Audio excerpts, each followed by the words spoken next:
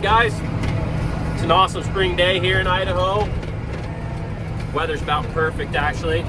Got the disc on. We've got a little bit of groundwork to do. We've only got about 5 acres this year, so not very much. So I'm looking forward to the little bit I get to do. We'll turn it around here and I'll show you what tractor I'm in and whatnot. All right, so we're in the 7800 today. I was hoping to use the 4450, but the batteries were dead in it and I didn't have time to wait for them to charge and didn't want to try jumping it. So we just hopped in this real quick. It should be good. Got the disc. It's a 14-foot John Deere disc. Don't know the model number, but works pretty good for what I paid for it. I think I only paid like 500 bucks for that thing. Beautiful day.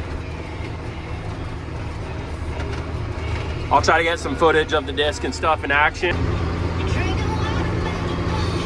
All right, we're out here discing. It's working up pretty nice. So this is just a little 5-acre piece that the guy with this house owns.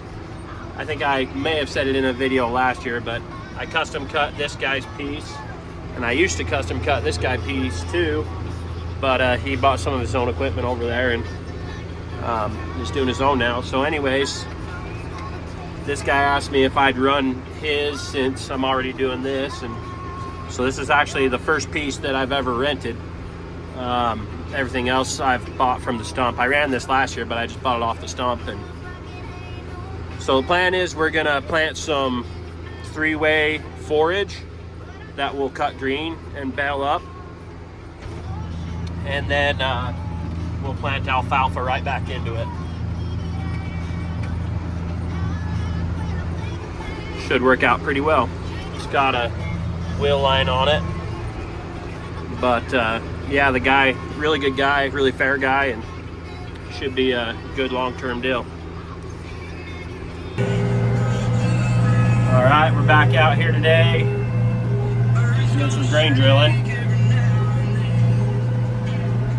Seems to be going pretty good. Hopefully we've got the seed about right. It appears we're using going for about 100 pounds to the acre. So use about 300-400 pounds of seed. Turn down the radio here. So yeah, we're in the LS. I'll turn it around and show you the tractor stuff here in a second. Hold on. All right, we got the LS going today. Wanted to take the 4450, but again, battery issues. So it's a John Deere. I can't remember the model of drill, like a 350 or something, I think. Pretty good drill. Had one very similar growing up, just older than this. I think it was an 8300. So I've been around them. I actually never grain drilled myself until I got my own. My uncle always did that because they always wanted to make sure that it was done right, and I don't blame them. It's probably the most crucial job.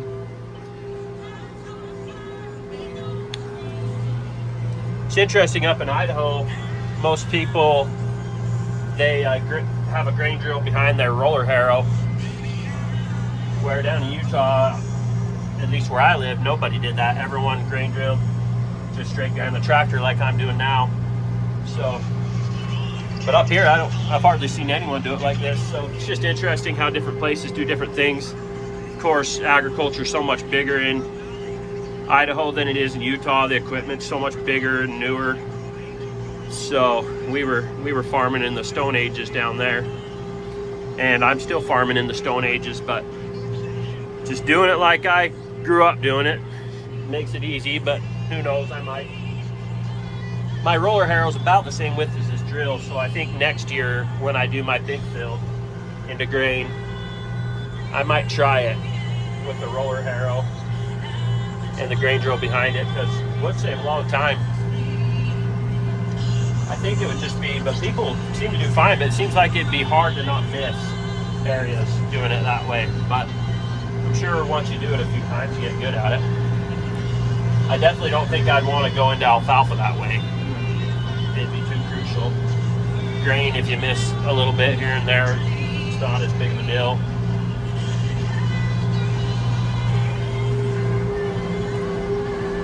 So yeah, I'm gonna make this turn and I'll bring you back here in a second. Anyways, I can't remember if I said yesterday my plan with this field. It's only 5 acres, but it was in same stuff as that over there. It's kind of a grass alfalfa mix. It's mainly grass now. And but the guy, he scraped a bunch of the topsoil off of this to use to build up his house. So you can see it's a little higher over there and on this end. So anyways, my plan is to put this 3-way, it's a 3-way forage. I think oats, triticale, and barley, I think, maybe wheat. So we'll cut it green, use it for cow feed, and then we're gonna go right back into alfalfa. So I'll probably need to spray it, especially this area that still has the grass in it that we're going into right now. We'll spray it with Roundup, let it die, and then come in and work everything up. I've got a leveler that I want to use, land plane, to come in and get everything smoothed up so it's nice and smooth, and then we'll go right back into alfalfa this fall. So I don't think we'll get a crop out of it necessarily. It'll be close, but just want to get it in so it's all ready for next year. So yeah, that's kind of the plan for this field, and makes it nice where I'm already custom doing that field, that I can come in and run this one too. And this guy's really happy about it because not last year because I was running it, but 2 years ago, this was just a giant weed patch, and the neighbors didn't like it. He didn't like looking out at it. So originally they had intentions to put an orchard back here, but I think it's just a little bit more than they wanted to bite off on. So they called me to come in and do this on the backside, and they do have a little orchard on the front, and I think they're going to do some flowers and stuff like that. But nice place he's built. I actually looked at buying this entire field before these 3 houses got put in. I made a couple offers on it, but it just never worked out. Would have been kind of a nice field to have. I think in total it's right around 40 acres, and it's not far from my home farm.